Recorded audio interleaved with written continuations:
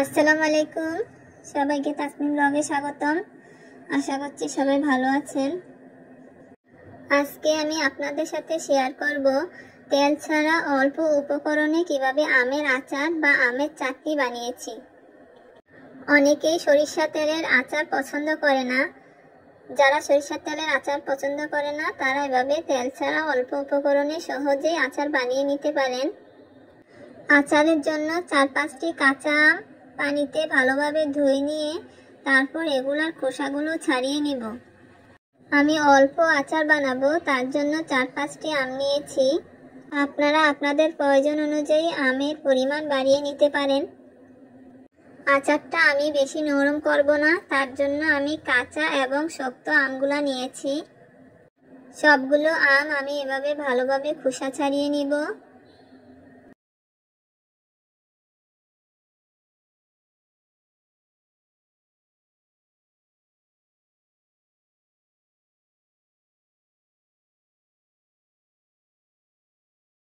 খোসা ছাড়ানো হলে আমগুলোকে এভাবে আটি থেকে কেটে নিব।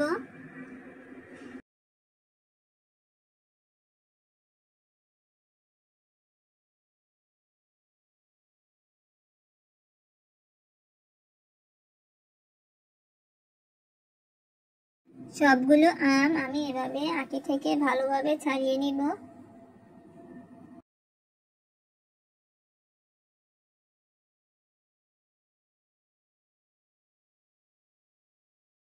সবগুলো আম কেটে নেওয়ার পর মোটা টুকরোর মাঝখান দিয়ে কেটে ছোট ছোট করে টুকরো করে নেব।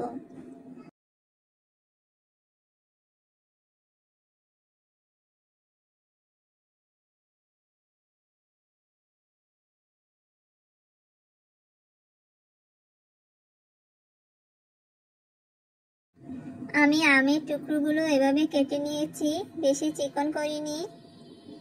এখন এই আমের টুকরোগুলোকে 2-3 চামচ লবণ মিশিয়ে 1 ঘন্টার জন্য রেখে দিব।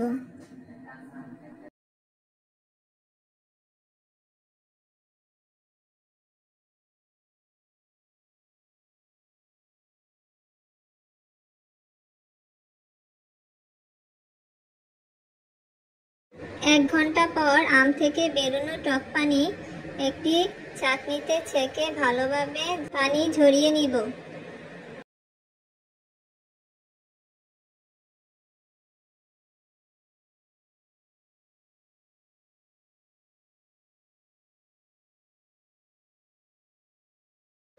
দশ মিনিট পর পানি ঝরে গেলে একটি পাতিলে নিয়ে 1 কাপ পরিমাণ চিনি মিশিয়ে নিব।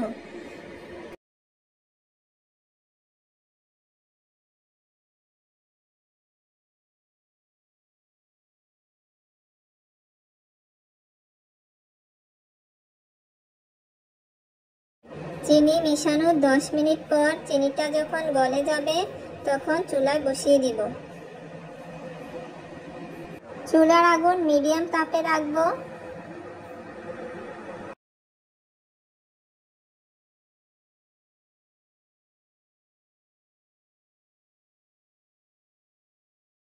কিছুক্ষণ পর পর আচারটা নেড়ে নিব।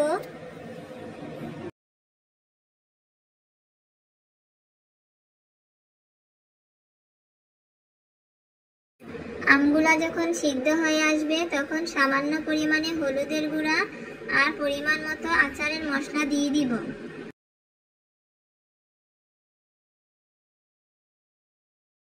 আমার কাছে জর্দা রং আছে, তাই কালারের জন্য সামান্য পরিমাণে মিশিয়ে নিব। এটা না দিলেও হবে। যখন পুরোপুরি চিনির পানিটা শুকিয়ে যাবে তখন চুলা থেকে নামিয়ে নিব। এই আচারটা ভাত, পোলাও অথবা খিচুড়ির সাথে চাটনি হিসাবে খাওয়া যেতে পারে। ভিডিওটি দেখার জন্য ধন্যবাদ। ভালো লাগলে লাইক, কমেন্টস ও শেয়ার দিবেন। আল্লাহ হাফেজ।